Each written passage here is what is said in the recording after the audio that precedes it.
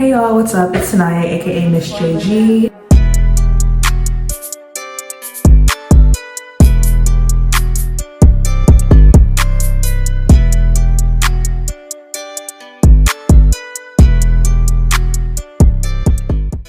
Hey y'all, it's Saniyah, aka Miss JG, and today I'm going to tell you guys a story about my first job experience. I'm gonna cut right to the chase this time. I know I was doing a lot of talking in that last video, but you guys needed exposition. You guys do not know me from a can of paint, and I most likely do not know you from a can of paint. So we gotta get to know each other a little bit before I start, going in and telling all these stories about my life experiences. And this one is gonna be a little bit more recent. This happened when I was a junior in high school, and this isn't anything too crazy. Nobody got to fights, they were paying me on time, but this job experience was something else. And I feel like telling the story will not only be entertaining for a lot of you guys, but it will also serve as a means to show what to put up with and what not to put up with in a job. So let's get started.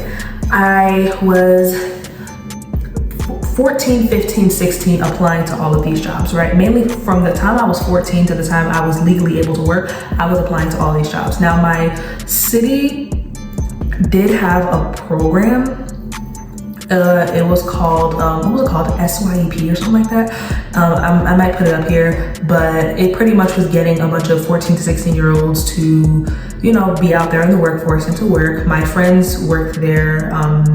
Like some of them worked in the office and the court office and filed papers. Some of them worked in medical offices and things like that. It was a nice, cute little 4 hours a day, 16 hours a week type situation. You get your money, whatever else, right? I, out of pride, I did not want to do it initially because my school was the one who was really exposing us to this program, and I hated my school. I despised my school, so I didn't want anything to do with my school. Any job opportunity, internship, anything like that, I would not take it from them. And even when I tried to go back and take an opportunity from SYEP, they wanted to make me a park ranger, or an assistant park ranger or something, I don't know, in this park that doesn't really have the best reputation for safety. And at the time I was 14, so my parents were like, we're not about to send our child out there to basically be a glorified snitch. I do wind up working with my dad that summer when I was 14. It was cute, it was nice, but I needed a real clock in every weekend, clock in, clock out, get my W-2, get my W-9, whatever it was, type of job, right? Something that wasn't aligned with my family. And when I was 15, I am out of luck. I'm applying to everything. They are not accepting me because, I don't know, pre-pandemic, a lot of jobs were way more picky than they are now. Now you can sneeze in the direction of a fast food restaurant and they want to hire you.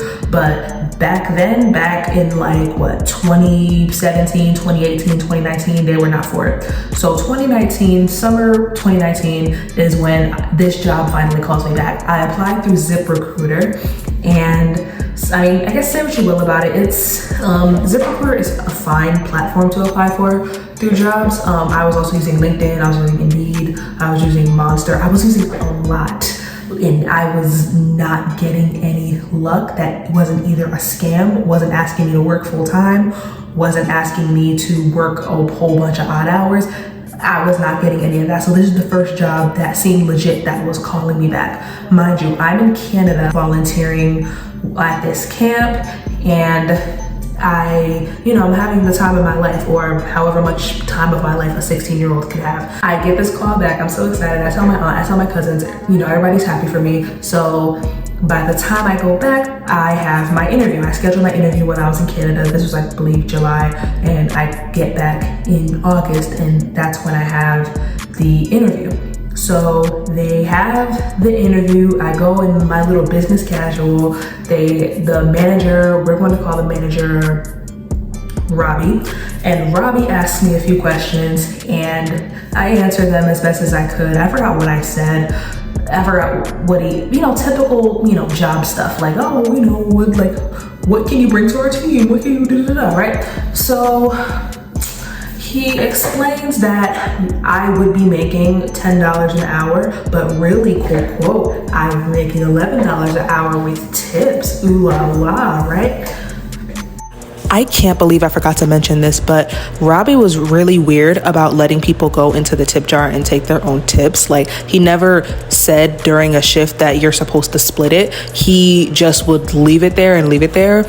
And mind you, it's my first job, so I don't really know a lot about how this is supposed to be split, but he literally does not have people go into the tip jar at all. And I later find out that he would take the money at the end of the night and do Lord knows what with it. Now, if a job doesn't just outright say how much they're gonna pay you, right?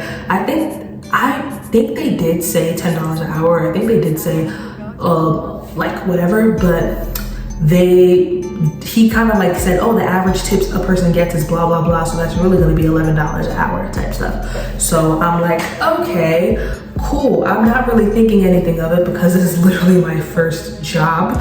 So I'm not questioning it too much. Like, as long as you want to hire me, I'm cool. I leave, I get my Lyft back. This was back when Lyfts across 2 or 3 cities were less than $10. Gosh, I miss those days. I wait and I wait and I wait. I wait about a week and a half and I don't hear anything. I keep telling my mom, oh my gosh, like, they did not like me. Like, what happened? What's going on? And I see the position is still on ZipRecruiter, so it's not like they filled the position.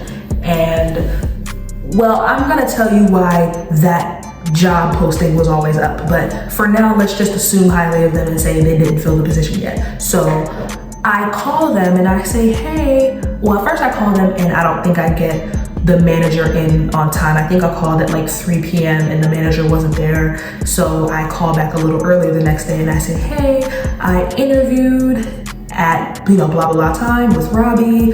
What's my status? And then they just offered me the job on the spot. They said, oh yeah, we really liked you and we really like you to join the team. And then telling me when I should start, telling me what I need to bring, what I need to do, whatever. And I'm down. I'm like, hey, I have a job. I tell my mom, I have a job. And she's like, yeah, she has a job. And I tell my dad, he's like, yeah. Everybody's happy for me. My friends are happy for me.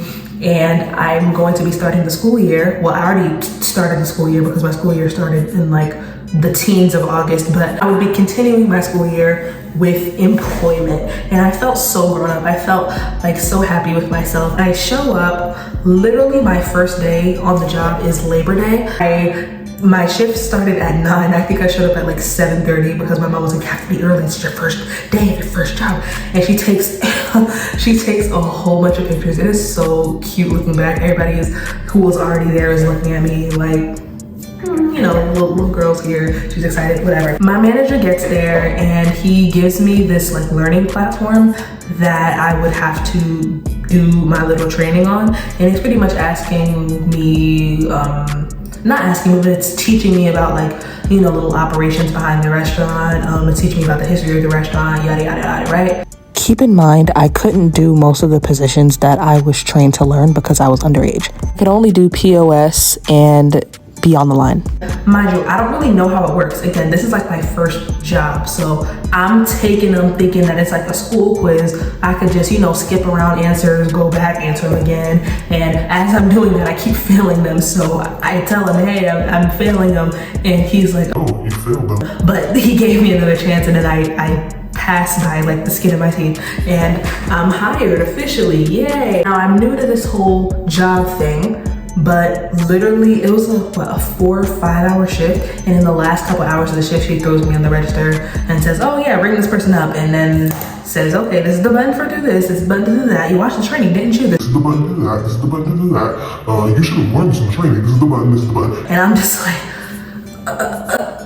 oh dear, like I don't know what to do, but I managed to get it done. You know, I'm over here like timidly pressing all of the buttons because I don't know what does what. Now I could be put in front of a cash register and as long as I have a general idea of what the menu is, I could kind of get that down packed because I've had many food service jobs since that, but that was my first time and I was not okay. So I go home and I'm still excited because I'm like, oh my gosh, I have a big girl job. Oh my gosh, I have a big girl job. I'm so happy. And this is where it gets a little bit. So in order to tell the story right, I have to give a list of all of the players here. So we have the hiring manager, who I just named Robbie, the owner, who I'm going to call Mike, the assistant manager, who I'm going to call Keenan, and the shift lead, who I'm going to call Kel. I eventually meet all of these people, and I mean, they're all pretty cool. Like initially, the hiring manager and the owner are a little bit older, like they're in their 30s and their 40s, or maybe I shouldn't age them like that, but they do look to be in their 30s and 40s. And Keenan and Kel are in their early 20s or late teens. I think Kel was 19 and I think Keenan was about like 22 or 23. Like they were both very young. So naturally, like we vibed a little bit better than the hiring manager and the owner, Robbie and Mike. So that's that. And I noticed the vibe and the energy would be different when each person would be on a shift, right? So if you've ever worked in a food service restaurant setting, anything like that, usually you are supposed to get some type of discount or free meal or whatever else during your time working there. And I did get a free bowl. This was a Greek restaurant, so I did get a free bowl or a pita, and I had my sweet old time making that. I'll make like double steak, double chicken, all that type of stuff. I was greedy as hell. I still am greedy as hell, but I'm vegan now. But I was non-vegan and greedy as hell and gained a fuck ton of weight when I was working there because I stacking all that up, right? So I got the free bowl with the free pita, but that was it.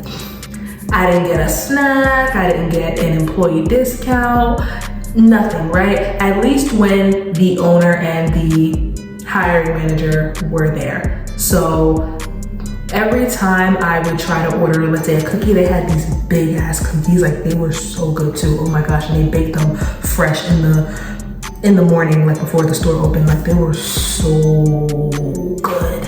And I was like, yes, I have to have them. And I would ask Robbie, oh, hey, Robbie, do I have to pay full price for this? Because naturally, as a cashier, I'm gonna get more, acquainted with the POS system. Mind you, I worked other positions too, but I mainly did cashier. So I was looking, I'm like, oh, it says 50% employee discount. And I asked, oh, Robbie, is there like some type of discount I'm supposed to get with this? And he said, no, you pay full price. And I was like,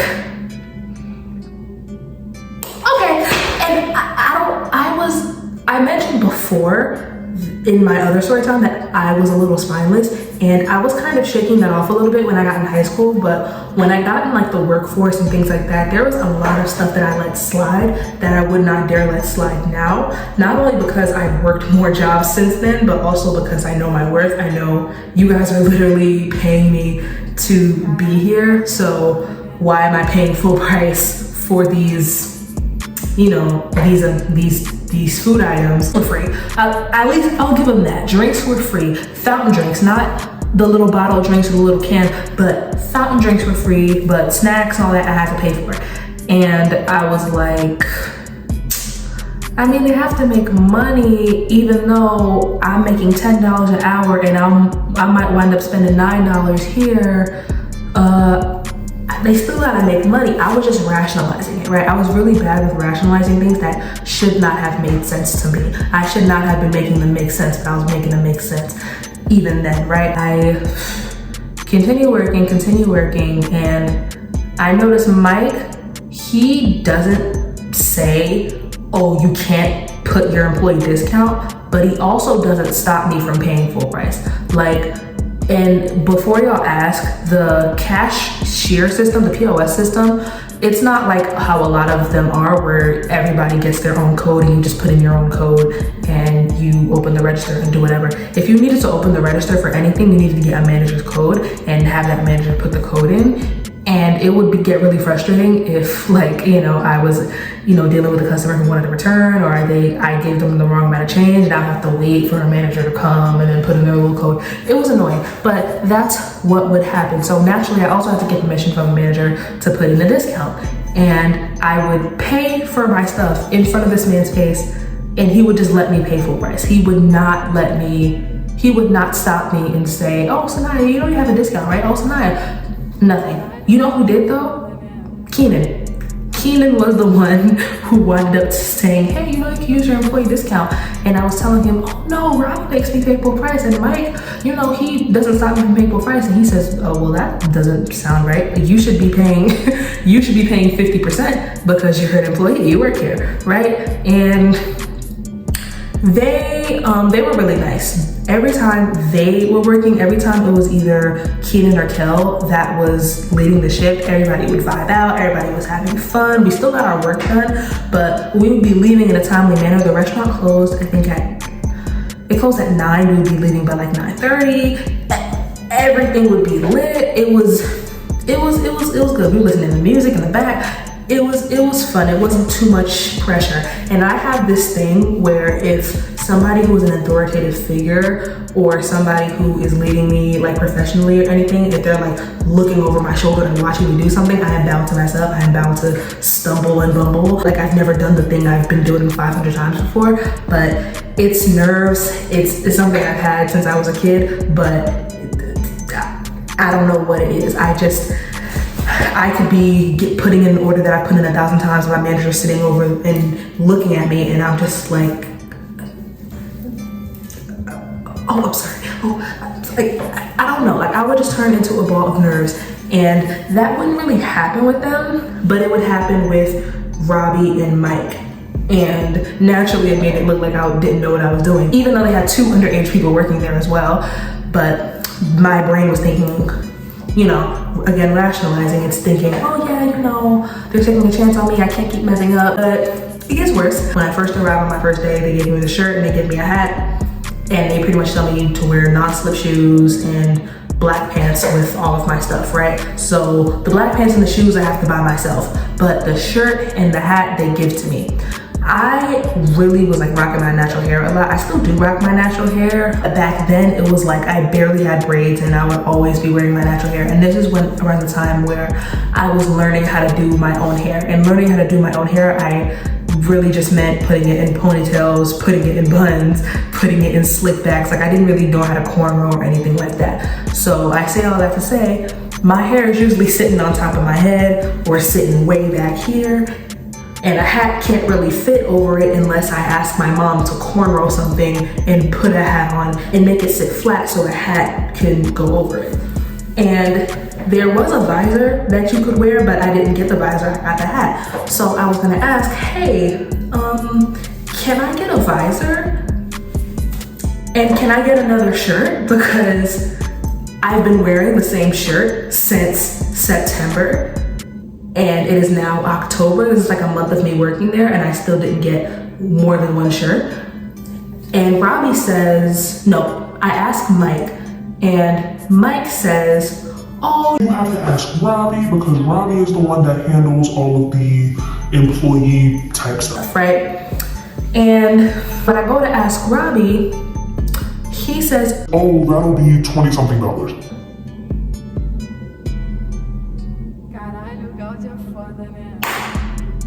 I'm paying for something that I should already have. Cool.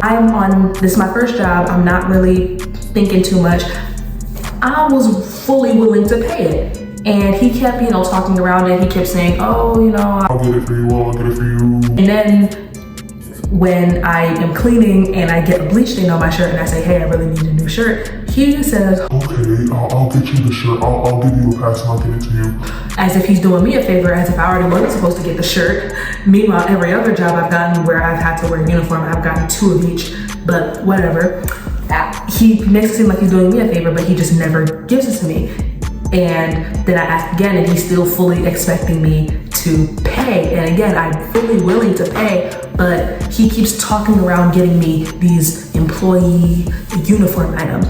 So I asked the assistant manager one shift, I'm like, hey, is there like a shortage on shirts or something? Like, is there something wrong? Because I've been asking for weeks to get a new shirt and to get a visor, and I should get that. And he said, you should have gotten that like your first week working there. I don't know why you don't have it now, but yeah, Robbie just has them sitting in the trunk of his car. So he should have been giving you one by now. So we have another case of Robbie the cheapskate wanting to make a quick buck off the 16-year-old that works for him, and I'm none the wiser. Another thing Robbie would do was skimp out other customers, because there would be times where I would mainly do POS, but there would also be times where I'd have to be a server. And this restaurant has a very similar vibe to Chipotle. So you go up to the window and you ask how, do you want a bowl or pita? You ask how much of each do you want? Yada, yada, yada, right?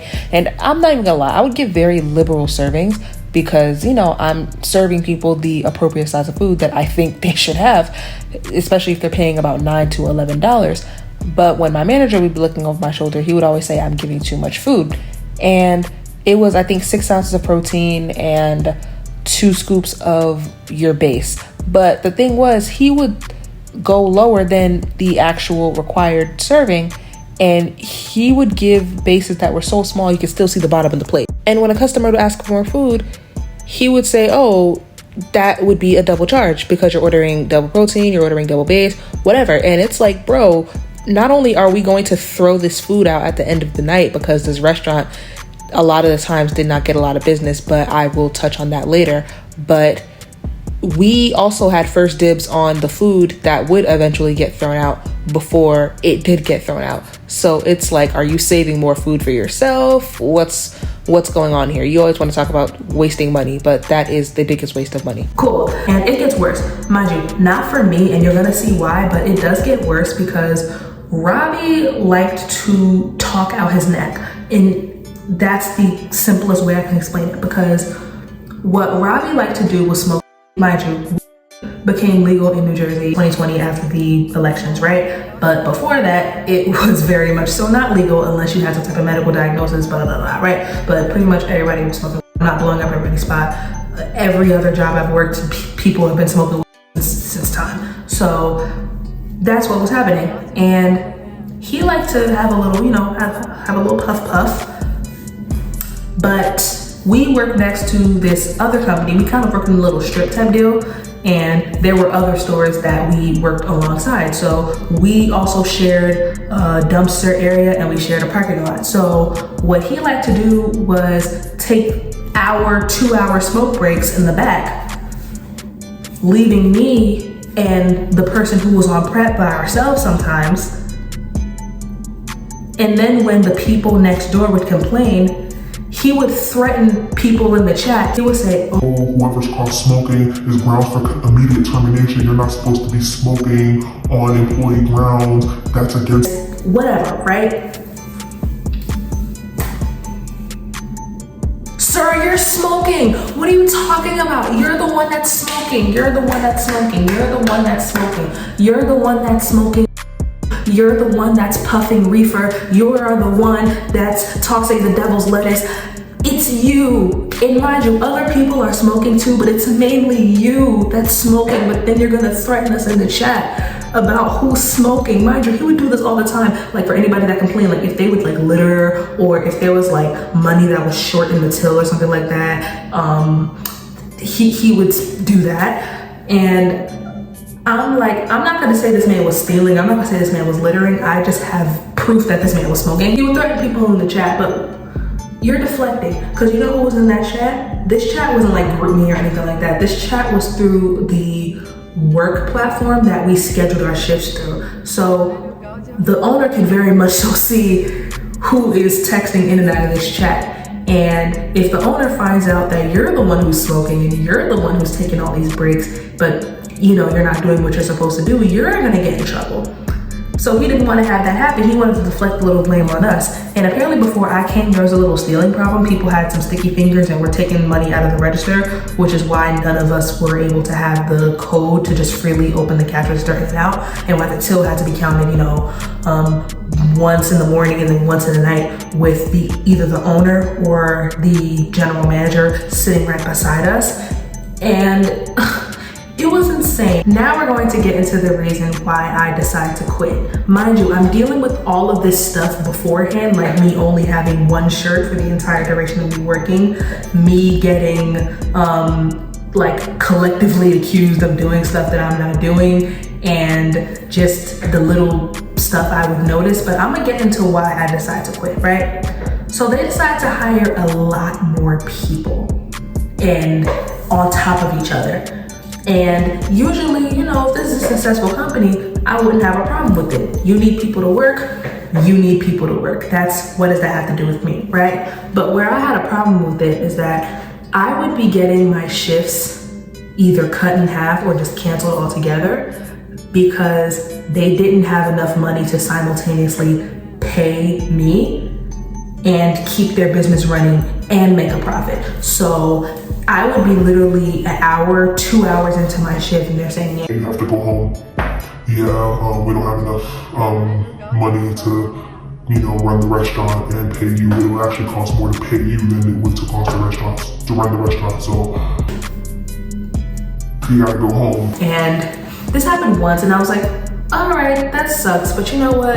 I don't feel like working today. Second time this happens, I actually get my shift cut with this other dude who was 17 at the time and I was 16. So we kind of just took the opportunity to just sit and eat our free bowls and talk. And then the third time, I'm just like, all right, come on now. Like, what's up? Like, and the reason why I was getting mad too was one, because my money was getting cut. I did not play about my money.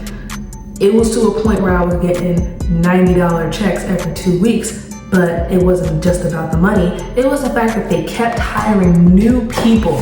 They kept hiring new people and they claim that they're cutting my shifts and they're cutting other people's shifts because they couldn't afford to keep us for the whole time of the shift. What type of sense does that make? Huh?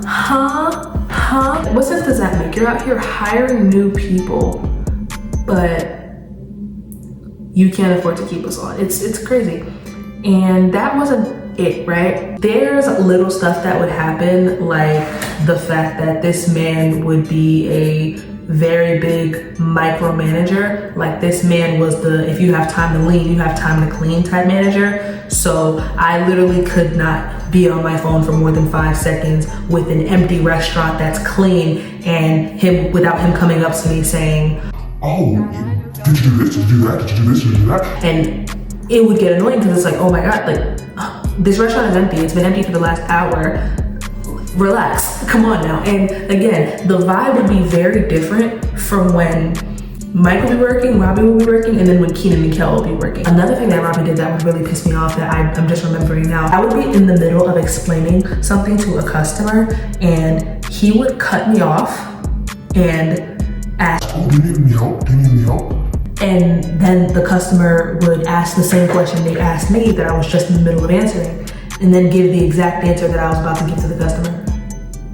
And it's happened multiple times. And mind you, remember how I mentioned he liked to do a little, the other person who was working there, who was kind of like up under his ass. I'm not even trying to be funny when I say that, but like they were like this. They kind of, like the customers kind of had a tendency to listen to him more than they would listen to me if it was just us two there. So if they would ask, so if the customers would come in and I say, hi, how are you doing? Welcome to Greek restaurant. They would not acknowledge me whatsoever. And then he would say something and, oh, hi, how are you? Yeah, I want to order a bowl with tzatziki, like all this shit. I'm just like, oh my. I was soft-spoken relatively when I was younger, but not that soft-spoken. You can hear me.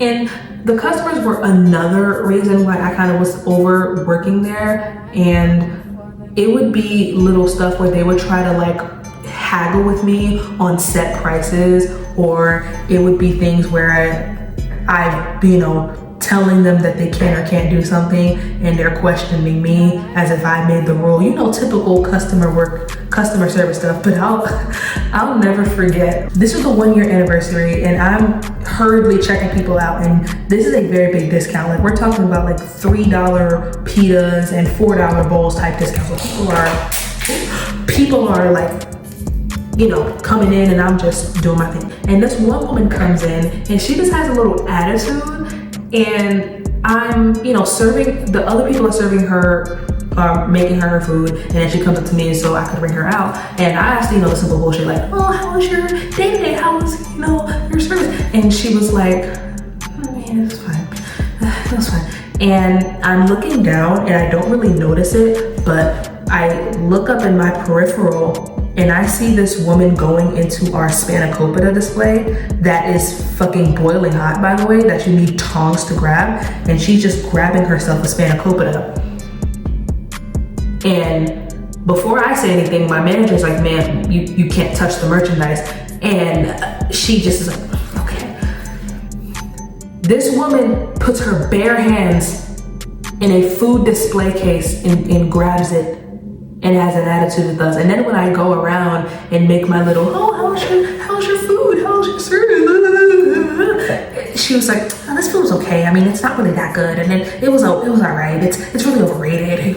Could have fooled me, because like, you were out here grabbing that spanakopita as if it was your last meal on earth. Like, I don't this woman could not wait the 15 seconds for me to ring up all her food so I could grab some tongs and a pair of gloves so I can put the spanakopita in a bag.